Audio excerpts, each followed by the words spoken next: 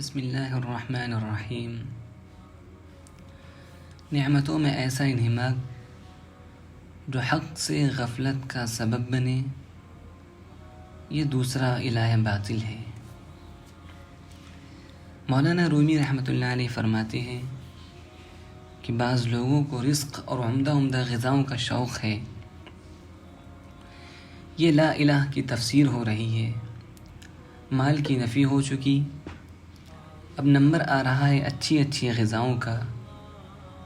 مولانا فرماتے ہیں کہ بعض لوگ کھانے کے اتنے حریص ہیں کہ دعوت اگر مل جائے تو جماعت کی نماز چھوڑ دیتے ہیں، افطار کا وقت ہے، دہی بڑے ٹھونستے چلے جا رہے ہیں، جب سجدہ کرتے ہیں تو کہتے ہیں اللہ اکبر، اللہ بڑا ہے، مگر دہی بڑا کہتا ہے کہ میں بڑا ہوں، پہلے میں نکلوں گا حلق سے، کیونکہ تم نے یہاں تک ٹھونسا ہوا ہے۔ اول تو جماعت کی نماز چھوڑنا جرم، پھر اتنا ٹھونسنا کہ حلق سے غذا باہر آنے لگے، یہ بھی جائز نہیں، صحت کے لیے مضر ہے، اتنا کھانا کیسے جائز ہوگا؟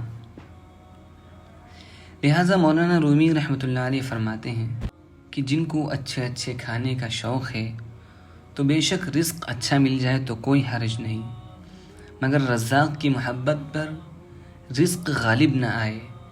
نعمت کی محبت جب نعمت دینے والے کی محبت پر غالب ہو جائے تو سمجھ لو کہ یہ شخص ناشکرا ہے۔ اس لیے علامہ آلوسی رحمۃ اللہ علیہ فرماتے ہیں کہ اللہ تعالیٰ نے اپنے ذکر کو مقدم فرمایا شکر پر، فاذکرونی اذکرکم، تم یاد کرو مجھے اطاعت سے۔ یہ تفسیر بیان القرآن میں ہے کہ تم یاد کرو مجھے اطاعت سے، میں تمہیں یاد کروں گا اپنی عنایت سے۔ واشکروا لی، علامہ آلوسی فرماتے ہیں کہ شکر کو اللہ نے مؤخر بیان کیا، یعنی بعد میں بیان کیا، ذکر کو پہلے فرمایا۔ اس میں کیا حکمت ہے؟ فرماتے ہیں کہ ان حاصل الذکر الاشتغال بالمنعم، ذکر کرنے والا نعمت دینے والے کے ساتھ مشغول ہے۔ ان حاصل الذکر الاشتغال بالنعمت، جو شکر کر رہا ہے وہ نعمت میں مشغول ہے۔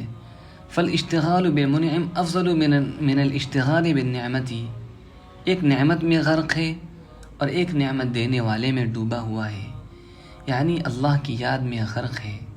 ظاہر ہے کہ جو اللہ کی یاد میں مشغول ہے اس کا درجہ بڑا ہے، اس لیے اللہ تعالیٰ نے اپنی یاد کو مقدم فرمایا کہ اگر تم نے ہماری یاد نہ کی تو نعمتیں تم پر غالب ہو جائیں گی، تم رزق کے غلام بن جاؤ گے، عبد الرزاق کے بجائے عبد الرزق ہو جاؤ گے، نعمتوں کے پیچھے اتنا لگو گے کہ نعمت دینے والے کو فراموش کر دو گے۔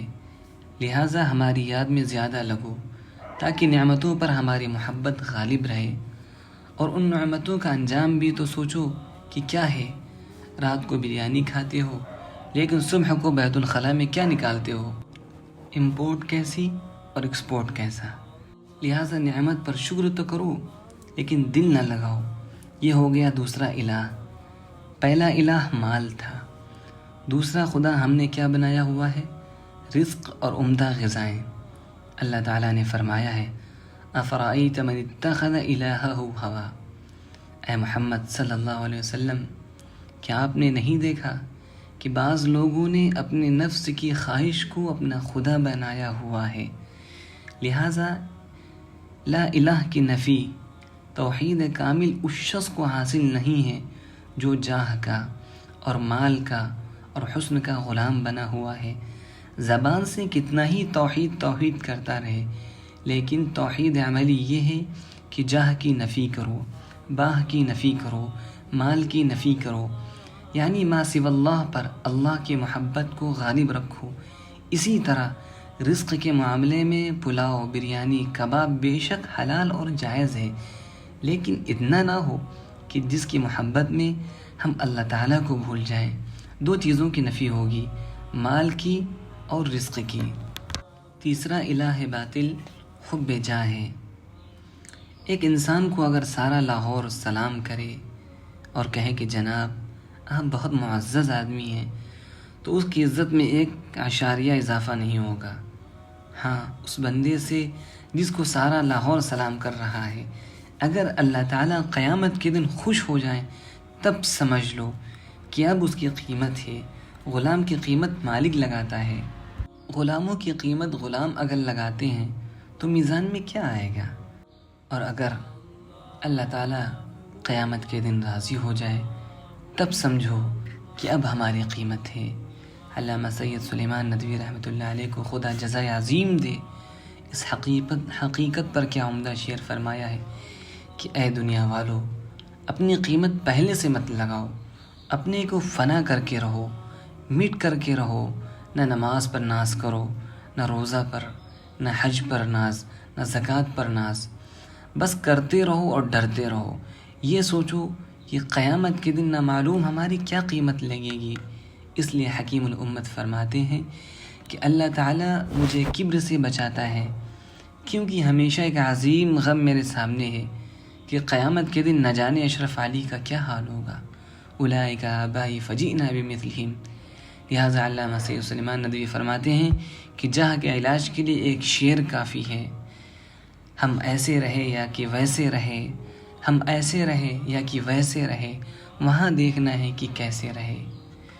دوستو، سوچو کہ اس میں کوئی لغت فارسی یا عربی نہیں ہے، مگر یہ شعر کبر کے علاج کے لیے عجیب و غریب ہے۔ فرماتے ہیں کہ اتنے بڑے علامہ ہو گئے، اتنے بڑے تاجر ہو گئے، تمام دنیا تعریف کر رہی ہے، لیکن دیکھنا یہ ہے کہ قیامت کے دن ہماری کیا قیمت لگتی ہے۔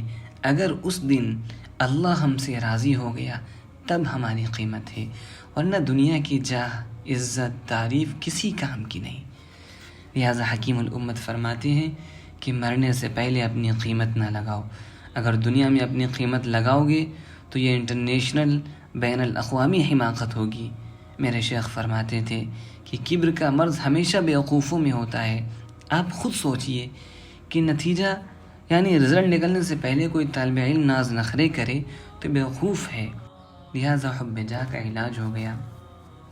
سب سے بڑا الہ باطل حسن مجازی ہے۔ اب آئیے ایک مرض اور شدید ہے، وہ ہے حسن پرستی۔ اس موضوع پر میری ایک کتاب ہے، روح کی بیماریاں اور ان کا علاج۔ اگر آپ اپنے نوجوان بچوں کو، طلباء کرام کو پڑھا دیں تو انشاءاللہ تعالی حسن کے ڈاکوؤں سے ان کی جوانی محفوظ رہے گی۔ میرے شیخ حضرت مولانا مرار الحق صاحب دامت برکاتہم نے اس کتاب کی زبردست قدر فرمائی، اور ایک صاحب کو خط میں لکھا کہ جس کا دل غیر اللہ سے لگ گیا ہو وہ اختر کی کتاب روح کی بیماریاں اور ان کا علاج اس کو سناؤ۔ تاہم اس وقت میں مولانا رومی رحمۃ اللہ علیہ کے طرز بیان پر حسن پرستی کے علاج کے متعلق تھوڑا سا عرض کیے دیتا ہوں، کیونکہ آج کل یہی مرض عام ہے، اور اس دور میں یہی مرض اللہ تعالیٰ کے راستے کا سب سے بڑا حجاب ہے۔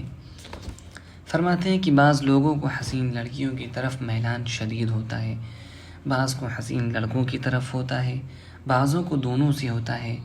مریضوں کی 3 قسمیں ہو گئی۔ اب مولانا رومی کا طرز بیان سنیے کہ اگر لڑکی کا عشق ہے تو اس کے بارے میں فرماتے ہیں، زلف جاد و مشک بار و عقل بر، کالی کالی گھنگرانے والی زلفیں جن سے مشک کی خوشبو آ رہی ہے، تمہاری عقل کو اڑا رہی ہیں۔ خود ناقصات عقل ہیں مگر کامل عقل والوں کی عقل کو اڑا دیتی ہیں، لیکن ان سے مراد نامحرم عورتیں ہیں، بیویاں نہیں۔ اپنی بیویوں سے خوب محبت کرنا۔ غیر محرم عورتوں سے دل لگانے کو منع کر رہا ہوں۔ خواتین یہ نہ سمجھیں کہ یہ تو ایسی تقریر کر رہا ہے کہ میرا شوہر بھی مجھے حقیر سمجھے گا۔ نہیں، تقوی کی برکت سے اپنی بیویوں کی محبت اور بڑھ جائے گی۔ جب سڑکوں پر نامحرموں سے نظر بچائیں گے تو پھر اپنی بیوی کی اور زیادہ محبت ہوگی۔ یہ مولانا رومی جو بیان کر رہے ہیں غیر اللہ سے دل لگانے والوں کے لیے، بیوی غیر نہیں ہے، بیوی تو اپنی ہے، حلال ہے، اس کی محبت عین عبادت ہے، اور اللہ تعالیٰ نے فرمایا ہے ان سے محبت کرو، اچھے اخلاق سے پیش آؤ، وعاشرہن بالمعروف۔ اور سرور عالم صلی اللہ علیہ وسلم نے ام سلمہ رضی اللہ عنہا کے سوال کے جواب میں فرمایا، جب عرض کیا کہ کیا جنت میں حوریں زیادہ حسین ہوں گی یا مسلمان بیویاں زیادہ حسین ہوں گی؟ آپ نے ارشاد فرمایا کہ اے ام سلمہ، جنت میں مسلمان عورتیں حوروں سے زیادہ حسین کر دی جائیں گی۔ دنیا پلیٹ فارم ہے، پلیٹ فارم کی چائے کا کیا ہے، جیسی پائی ویسی پی لی، زیادہ ناز نخرے مت کرو، عورتوں کو تانے مت دو کہ تو بھنگن جمعدارن سے بھی اچھی نہیں معلوم ہوتی۔ آج جو ہم دیکھ کر آئے ہیں، ظاہری ٹیپ ٹاپ کو مت دیکھو، نظر کی حفاظت کرو، انشاءاللہ جنت میں یہ بیویاں حوروں سے زیادہ حسین کر دی جائیں گی۔ اپنی اپنی بیویوں کو سنا دینا، جن کی بیویاں یہاں موجود ہوں، پھر دیکھنا کل انشاءاللہ تعالی اچھا ناشتہ ملے گا۔ میں نے الہ آباد میں جب یہ بیان کیا تو ایک بڑے عالم حضرت مولانا شاہ وزیر اللہ صاحب رحمۃ اللہ علیہ کے خلیفہ، انہوں نے کہا کہ تمہاری اس تقریر سے میری بیوی نے کہا کہ کل اس مولوی کو انڈے اور پراٹھے کا ناشتہ کراؤں گی۔ تم اتنے بڑے عالم ہو لیکن تم نے کبھی یہ بات مجھے نہیں سنائی۔ تو مولانا رومی رحمۃ اللہ علیہ فرماتے ہیں، زلف جعد و مشک بار و عقل بر، جو نامحرم ہے ان سے دل مت لگاؤ، چاہے ان کے گھنگریالے بالوں سے کتنی ہی مشک کی خوشبو آ رہی ہو اور تمہاری عقل اڑا رہی ہو، کیونکہ ایک دن ایسا آئے گا آخر و دم زشت پیر خر، جب یہ سڑکوں والیاں بڈھی ہو جائیں گی تو ان کی چٹیا بڈھے گدھے کی دم معلوم ہوگی۔ ایک صاحب نے مجھ سے پوچھا کہ مولانا بڈھے گدھے کی دم سے کیوں تشبیہ دی؟ میں نے کہا کہ مولانا نے زلفوں کو بڈھے گدھے کی دم سے اس لیے تشبیہ دی ہے کہ جوانی ہر کسی کی اچھی معلوم ہوتی ہے۔ مولانا ماہر نفسیات تھی، ہو سکتا تھا کہ جوان گدھے کی دم سے تشبیہ دینے سے بعض لوگوں کے نفس کو حسن فانی سے کچھ رغبت باقی رہتی، اس لیے بڈھے گدھے کی دم سے تشبیہ دی تاکہ نفس کو بالکل ہی نفرت ہو جائے۔ فنائیت حسن پر میرا بھی ایک شعر ہے جو آپ کو سنایا بھی تھا، کمر جھک کے مثل کمانی ہو گئی، کمر میں جھک کے مثل کمانی ہوئی، کوئی نانا ہوا کوئی نانی ہوئی، ان کے بالوں پہ غالب سفیدی ہوئی، ان کے بالوں پہ غالب سفیدی ہوئی، کوئی دادا ہوا کوئی دادی ہوئی۔ ایک دن ایسا ہوگا یا نہیں؟ لہٰذا ایمان مت ضائع کیجیے، زندگی ایک دفعہ ملی ہے، اسی میں ہم اللہ کے ولی بن سکتے ہیں، بار بار دنیا میں نہیں آنا ہے۔ تقویٰ کی زندگی اختیار کر کے اگر ہم اللہ کے ولی بن جائیں تو سارے جہان کی لذتیں خوبصورت کیپسول قلب و روح میں انشاءاللہ تعالی اتر جائیں گی، پھر ایک سجدے میں انشاءاللہ تعالی 200 سلطنت سے زیادہ مزہ آئے گا۔ مولانا رومی رحمۃ اللہ علیہ فرماتے ہیں، لیک ذوق سجدہ پیش خدا، خوش تر آید از 200 مملکت ترا۔ خدا کے حضور ایک سجدہ میں تم کو 200 سلطنت سے زیادہ مزہ آئے گا، مگر شرط یہ ہے کہ تقویٰ ہو، اہل اللہ کی محبت ہو۔ اللہ تعالی ہم سب کو تقوی والی زندگی عطا فرمائے، آمین یا رب العالمین۔